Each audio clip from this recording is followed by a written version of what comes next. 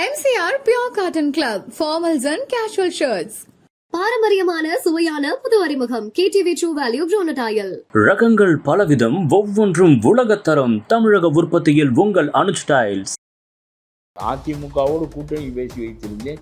என்னை புறக்கணித்து விட்டு பாஜகவோடு நீ சேர்ந்து கடைசியில் நம்முடைய கட்சி ஒரு எம்பி வரவில்லை. இந்த திருமாவளவனுக்கு 2 எம்பி இருக்கிறது, மார்க்சிஸ்ட் கட்சிக்கு 2 எம்பி இருக்கிறது. நமக்கு ஒருவனுமே இல்லை என்றால் நம்முடைய கட்சியை எப்படி வளர்ப்பது? எவன் ஒருவன் அதிகாரத்தில் உட்கார்ந்து கொண்டாலும் அவன் இறங்க மாட்டான், அவன் வலுவடைந்து விடுவான். பிறகு நாம் அந்த இடத்தை அடைவது என்பது எளிதில்லை என்று நினைத்து தான் எல்லோரையும் ஒழித்து கட்டினான். அன்புமணியினுடைய துணைவியாரும் போய் உட்கார்ந்துருந்து சாப்பிட்டு விட்டு வந்தால் நேர்சீராகி விடுமா அந்த உறவு? இல்லை, தொண்டர்களுக்குள்ள குறைஞ்சபட்சம் ஒரு வராது.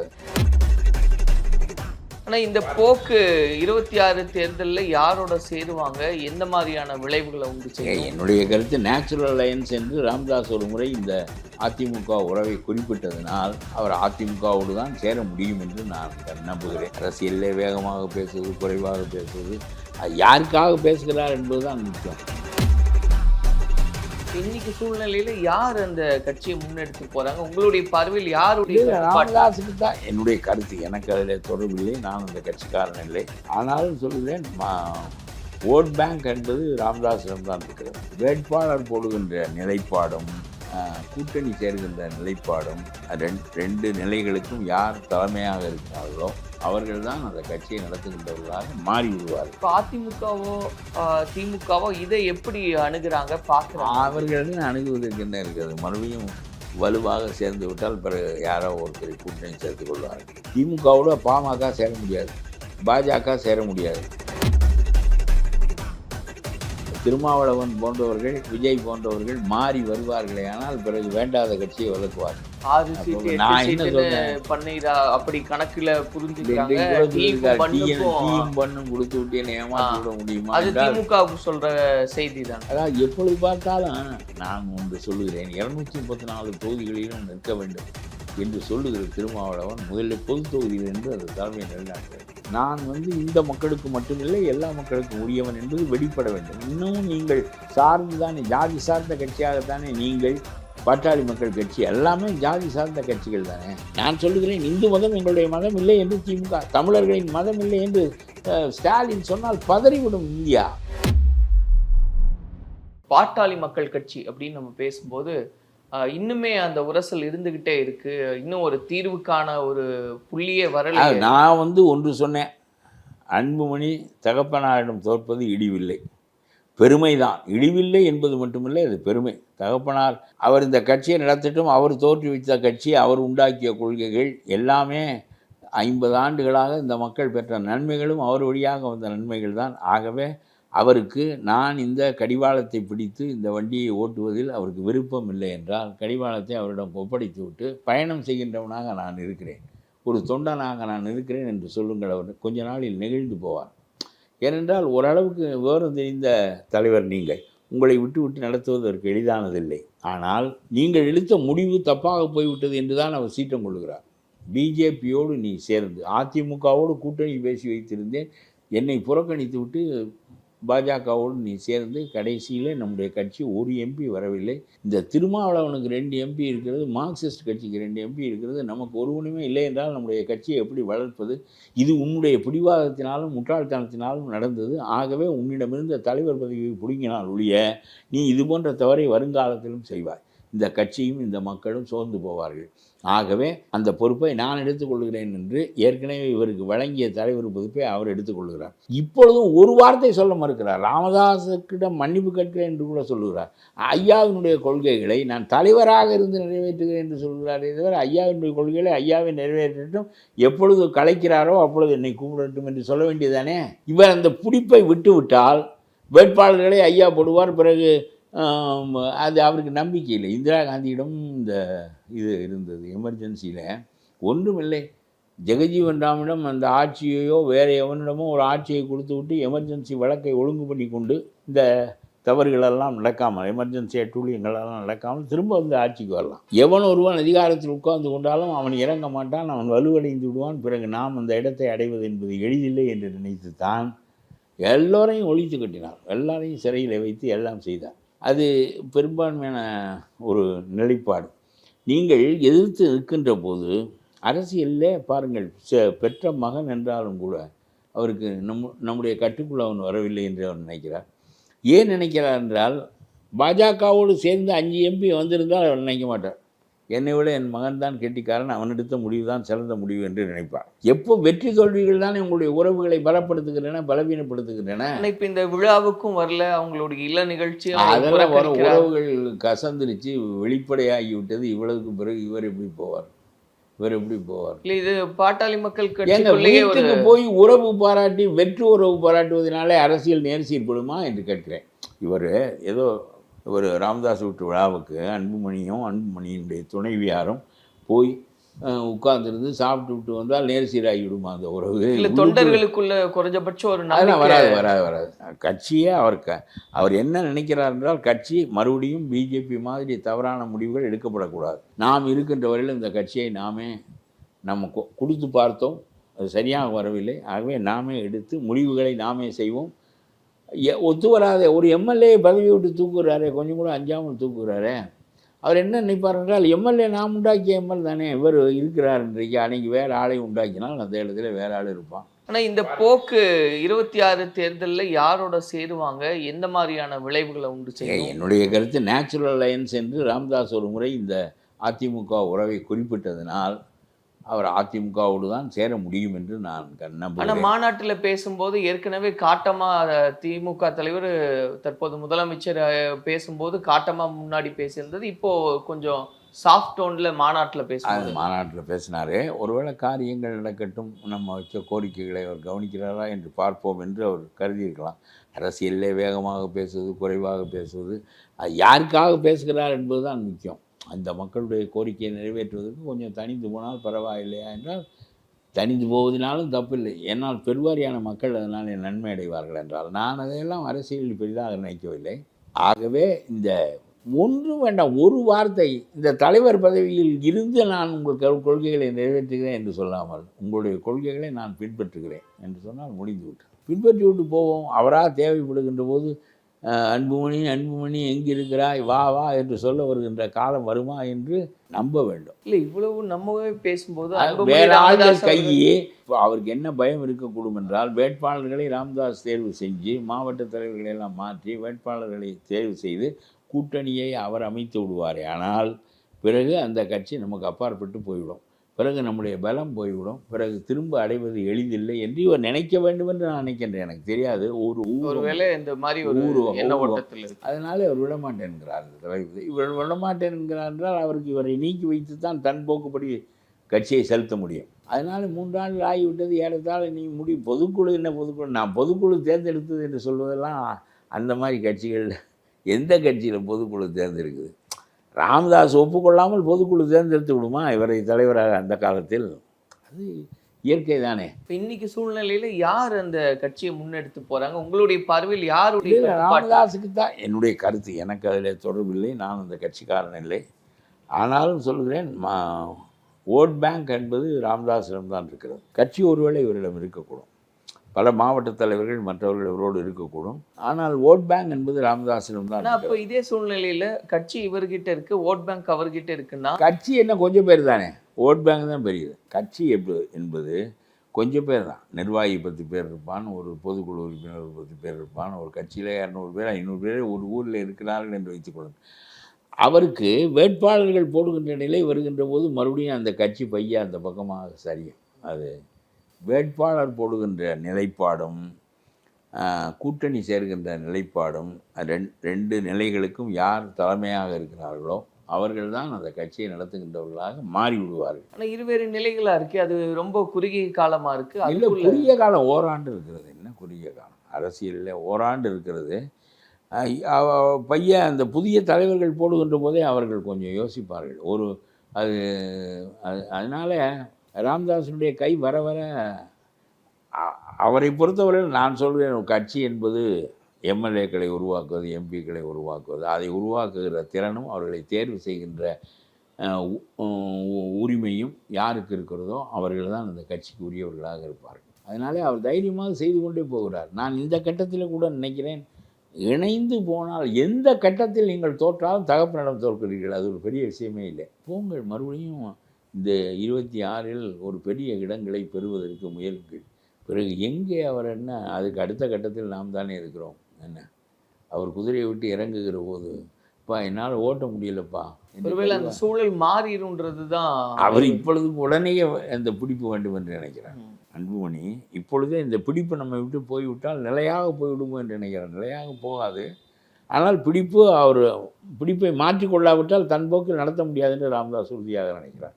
எந்த கட்டத்திலும் அவர் கீழே இறங்கவில்லை ராமதாஸ். இப்போ அதிமுகவோ திமுகவோ இதை எப்படி அணுகுறாங்க பார்க்குறாங்க? அவர்கள் அணுகுவதற்கு என்ன இருக்கிறது? மறுபடியும் வலுவாக சேர்ந்து விட்டால் பிறகு யாரோ ஒருத்தரை கூட்டணி சேர்த்துக் கொள்வார்கள். அதனாலே அதிமுகவோடு ராமதாஸ் சேருவார் என்று தான் நான் நினைக்கின்றேன். ஸோ பாஜக, அதிமுக, பாமக. ஆமாம், அப்படியே போகும். இல்லை, விஜய் வருவதனாலே பாஜகவை கழட்டி விடுகின்ற நிலைமை வருகிறதோ இல்லையோ யாருக்கு தெரியும். இந்த 100 மீட்டர் ஓட்டப்பந்தயத்தில் நான் பார்த்துருக்கிறேன். இந்த ஓடுவதற்கு சற்று முன்னால் குனிந்து காலையெல்லாம் மடக்கி கொள்வார்கள். என்ன, ஒரு அரை மணி நேரம் அவர் விசிலை வாயில் வைக்கிறதுக்கு முன்னாடியே நம்ம காலை மடக்கி கொண்டு உட்காந்து என்ன, அது மாதிரி இந்த தேர்தல் இன்னும் 1 ஆண்டு இருக்கிறது. அதற்குள் பிடிச்சிங்கன்னா கலைக்கு எடுத்து இவர்கள் இந்த கூட்டணி விவகாரங்களை எல்லாம் பெரிதாக்கி திமுகவோட பாமக சேர முடியாது, பாஜக சேர முடியாது. உங்களுக்கு சொல்லுகிறேன், திருமாவளவன் போன்றவர்கள், விஜய் போன்றவர்கள் மாறி வருவார்களே, ஆனால் பிறகு வேண்டாத கட்சியை விலக்குவார்கள்.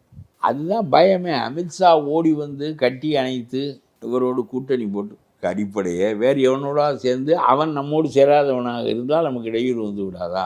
ஒற்றை கட்சியாக அது தனித்து விடப்பட்டு ஓபிஎஸ் தினகரன் தான் அதற்கு கூட்டணி என்றால் இதோடு அதற்கு சமாதி கட்டப்படும். இப்போ ஒருவேளை அதிமுகவோட பாமக இணையும் போது தாவேக்காவும் அதுக்குள்ள வர்றதை பாமக அனுமதிக்குமா? தாவேக்கா வர்றது அதெல்லாம் அனுமதிப்பார்கள். அதெல்லாம் நடிகர்களுடைய அரசியலை தொடர்ச்சியா விமர்சிக்கக்கூடிய ஒரு கட்சி பொதுவாக விமர்சிப்பார்கள். பிறகு அதெல்லாம் அதிமுக தானே தலைமை, அதோடு பல கட்சிகள் சேருகின்றன.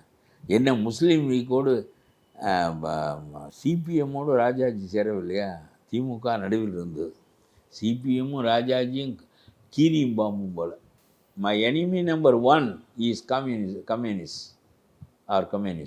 அப்படின்னு சொன்னவர் அவர். என்ன, அதை 67 தவிர்த்து விட்டு தானே ராஜாஜி கூட்டணியில் இருந்தார். சிபிஎம்மும் ஒப்புக்கொண்டு தானே ராஜாஜியோடு. ரியாக்ஷனரி ஃபோர்ஸஸ் என்று எந்த ராஜாஜியை சொன்னானோ, the first man to be remove from politics என்று எந்த ராஜாஜியை சொன்னானோ அந்த ராஜாஜியோடு அவன் கைகோர்த்து தான் நின்றான். சிபிஎம் தொகுதியில் ராஜாஜி கட்சிக்காரர்கள் வாக்களித்தார்கள். ராஜாஜி நின்ற இடத்துல சிபிஎம் வாக்களித்தது. நடுவிலே அண்ணா இருந்தார். அதனால் இதெல்லாம் ஒன்று அரசியலில் எதுவும் புதியதில்லை. இந்த ஜனநாயகம் என்பது விகிதாச்சார பிரதிநிதித்துவ முறை வந்தால்தான் சின்ன சின்ன கட்சிகள் வளரும், வந்தால்தான் கொடிகளெல்லாம் பறக்கும், பல கொள்கைகள் நிலைக்கும்.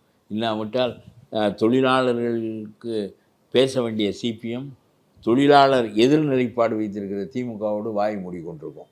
வேங்க வயலுக்கு பேச வேண்டிய திருமாவளவன் கூட்டணி உடன்பாடு காரணமாக வாயை மூடிக்கொள்வார். ஆகவே எந்த நோக்கத்திற்காக கட்சிகள் தொடங்கினவோ அந்த நோக்கத்திலேயே அவர்கள் சரிந்து போகிறார்கள் என்றால் இந்த ஜனநாயக அமைப்பு அப்படி இல்லை. இப்போ விசிக பேச ஆரம்பிச்சிருக்காங்க இல்லையா? அவர் அப்பப்போ பேசுவார். 6 சீட்டு 8 சீட்டு பண்ணீரா அப்படி கணக்குல புரிஞ்சுக்கிறாங்க. டீயும் பண்ணும் கொடுத்து விட்டு என்னை ஏமாற்றி விட முடியுமா? அது திமுகவுக்கு சொல்ற செய்தி தானே. அதாவது எப்பொழுது பார்த்தாலும் நான் ஒன்று சொல்லுகிறேன், 234 தொகுதிகளிலும் நிற்க வேண்டும் என்று சொல்லுகிற திருமாவளவன் முதலில் பொது தொகுதியில் என்று அந்த தலைமையை நிலைநாட்ட வேண்டும். அவரே போய் ஒதுக்கீடு செய்யப்பட்ட தொகுதியில் தான் இருக்கிறார். 234 தொகுதிக்கும் என்னால் நிறுத்த முடியும். 734 தொகுதிகளிலும் என்னுடைய தலைமையை ஏற்பார்கள். ஒரு நாள் நான் முதலமைச்சராக வருவேன் என்பதற்கான அடித்தளத்தை எங்கே தொடங்க வேண்டும்? பொது தொகுதியிலே தொடங்க வேண்டும். நம்ம தாழ்த்தப்பட்ட மக்களுக்குள்ள தொகுதிகளில் நிற்போம், அதில் ஒன்றும் இல்லை. ஆனால் தலைவன் பொது தொகுதியில் இருக்க வேண்டும். நான் இந்த மக்களுக்கு மட்டுமில்லை எல்லா மக்களுக்கும் உரியவன் என்பது வெளிப்பட வேண்டும். இன்னும் நீங்கள் சார்ந்து தானே, ஜாதி சார்ந்த கட்சியாகத்தானே நீங்கள், பாட்டாளி மக்கள் கட்சி எல்லாமே ஜாதி சார்ந்த கட்சிகள் தானே, அதில் ஒன்றும் வேறுபாடு இல்லை. நீங்கள் 2 பேரும் தான் வலுவாக. அவங்களுடைய உறுப்பினர் ஜெயிச்சிருக்காங்க இல்லையா? யாரு? எஸ் பாலாஜி. இல்லை, கூட்டணி இருக்கிறதுனால யாராவது ஒருவரை போட்டு, ஒரு முஸ்லீமை போட்டு, மற்றவர்களெல்லாம் போட்டு கொண்டு வருகிறார்கள். பொது தொகுதியில் தானே போடுகிறார்கள். அதனால் ஒன்று இல்லை. அவரே ஒரு பொது தொகுதியில் இருக்க வேண்டும். நான் தமிழ் மக்களுக்கு உரியவன், தாழ்த்தப்பட்ட மக்களுக்கு மட்டும் அல்ல என்று அவரே ஒரு பொது தொகுதியில் நின்று வெற்றி பெற்று காட்டுவாரே. ஆனால் அவருடைய பல வாரியான தலைவர்களெல்லாம், ரவிக்குமார் ஒதுக்கப்பட்ட தொகுதி, இவர் ஒதுக்கப்பட்ட தொகுதி ரிசர்வ்டு தொகுதிகளில் தான் நிற்கிறார்கள். அது பாதுகாப்பாகத்தானே போட்டியிடுகிறார்கள். அதிலும் கூட்டணி தேவையாக இருக்கிறதே, இல்லாவிட்டால் வர முடியாதே.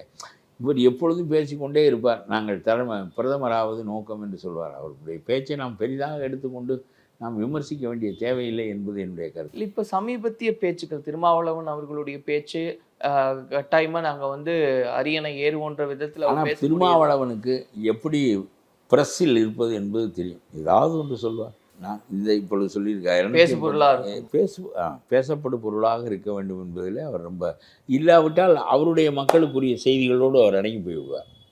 அதனாலே அவர் சனாதனம் என்பார், எல்லாம் பேசுவார். சனாதனம் என்பார். மாயாவதி இதே சனாதனம் பேசியவர். சனாதன சக்திகளுக்கும் விசிகாவுக்கும் தான், விடுதலை சிறுத்தைகளுக்கும் தான் அரசியல் களம். அதுதான் தமிழ்நாட்டு அரசு. சரி, நல்லது தானே. அதனால் ஆனால் மாயாவதி என்ன செய்தார்? பிராமணர்களால் தான், கன்சிராமும் இதை தான் பேசினார். பிராமணர்கள் எங்களை இவ்வளவு கேவலமான நிலைக்கு கொண்டு வந்து கடைசி படியில் வைத்து விட்டார்கள். நாங்கள் 2000 ஆண்டுகளாக கூலிகளாக வாழ்ந்து நைந்து விட்டோம் என்று சொல்லி கன்சிராம் கடுமையாக பிராமண எதிர்ப்பு செய்வார். அதற்கு பிறகு மாயாவதி பிராமணர்களோடு சேர்ந்து கொண்டு மந்திரி சபை அமைத்தார். பிராமணன் இதையும் நினைக்க மாட்டான். பிராமணனோடு சேர்ந்து கொண்டு மந்திரி சபை அமைத்தார். சனாதனம் தான் எங்களை இழிவுபடுத்தியது என்பது சனாதனம் உள்ளுக்குள் வருகிறது என்றால் சரிதான் என்று சொல்கிறேன். இப்போ பிராமணன் கையை விட ஆளுவது தாழ்த்தப்பட்ட பெண், உள்ளே அடங்கி இருப்பது பிராமணன் என்று சொன்னால், பிராமண தலைமைகள் போய் தாழ்த்தப்பட்ட வகுப்பை சேர்ந்த ஒரு பெண்ணின் தலைமை ஏற்பட்டு அதற்குள், அதுவே ஒரு வெற்றி தான். ஆனால் அது முரண்தான். அப்புறம் இனிமேல் அவர்கள் எதிரிகளற்றவர்களாகிவிட்டார்கள். அப்படியானால் பிராமணர்களை விட மேலான நிலையை அடைந்து விட்டோம் என்பது நிலைப்படுத்தப்பட வேண்டும். அது கிடையாது. அரசியலில் ஒரு முறை இது நகழ்ந்ததே தவிர மீண்டும் அவன் தொடாதே என்று தான் சொல்லுகிறான், அவன் தள்ளி என்று தான் சொல்லுகிறான். மாயாவதி முதலமைச்சரானாலும் அதான் நடக்கிறது. பெரிய நிலைக்கு போய் அந்த கருத்துக்களையே பெறட்ட வேண்டும். கருத்து நிலையில் மாறுதல் ஏற்படாமல் ஒரு கட்சி ஒருத்தரோடு சேர்ந்து ஆட்சிக்கு வருவதனாலே ஒரு பெரிய மாறுதல் வர, கருத்து நிலையில் மாறுதல் ஏற்படுது. நான் சொல்லுகிறேன், இந்து மதம் எங்களுடைய மதம் இல்லை என்று திமுக, தமிழர்களின் மதம் இல்லை என்று ஸ்டாலின் சொன்னால் பதறிவிடும் இந்தியா. ஒரே ஒரு மாநிலத்தில் மட்டும் இந்த குரல் கேட்கிறதே என்று பதறிவிடும் இந்தியா. பிறகு இந்துத்துவக்காரன் தானாக ஒதுங்கி விடுவான். இல்லை, அவங்க சொல்ல மறுக்க காரணம் இல்லை, அவர்களுக்கு அதை எதிர்கொள்ள தெரியாது. மக்கள் அதை ஏற்க மாட்டாங்க. ஏன் ஏற்க மாட்டார்கள் சொன்னால் இருக்க முடியாது. திராவிடம் என்ற கொள்கை ஏற்கனவே 2000 ஆண்டுகளாக தமிழ் மக்களிடம் பழக்கத்தில் இருந்த கொள்கையா? கால்டுவெல் வந்த பிறகு நீங்கள் கொண்டு வந்த கொள்கை மக்களால் ஏற்கப்பட்டதே. இந்தியை எதிர்க்க வேண்டும் என்று சொன்னபோது எதிர்த்தார்களே. நாம் இனத்தால் மொழியால் வேறுபட்டவர்கள் என்று சொன்னதை மக்கள் ஏற்றுக்கொண்டார்களே.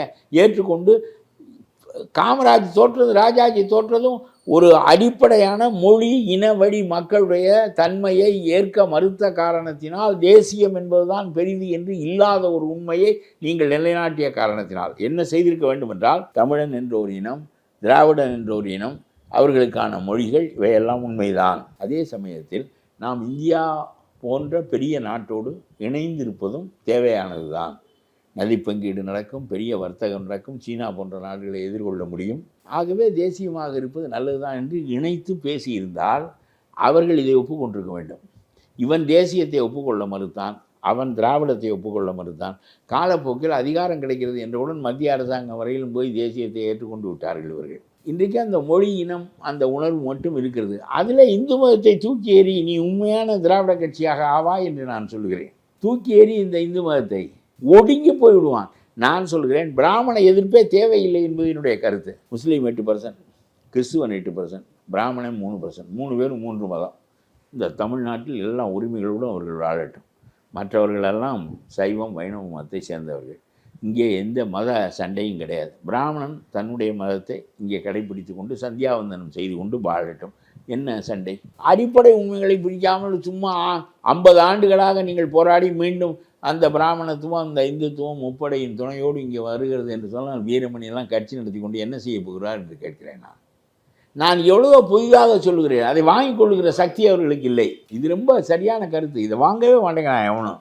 சும்மா பேசிக்கணும். எப்போ பார்த்தாலும் அதிமுக போய் அந்த மேடையிலையே நம்ம அது ரொம்ப பெருசோ தூக்குடா இந்த இந்து மதத்தை, துறையை தூக்கு, தன்னால் அவன் ஒழிஞ்சிடுவேன். இப்போ இந்த சூழ்நிலை பாட்டாளி மக்கள் கட்சி, விடுதலை சிறுத்தைகள், தமிழக வெற்றி கழகம் இப்படிலாம் பேசும்போது இந்த கூட்டணி ஏற்கனவே இருக்கக்கூடிய திமுக கூட்டணி, இப்போ அதிமுக பாஜக கூட்டணி இதுவே மாறுதலுக்கு உட்படும் அப்படின்னு. மாறும், எல்லாம் உய்த்துணர்வு தானே. இப்படி நடக்கும் என்று சொல்லுகிறோம், நடக்காமலும் போகலாம்.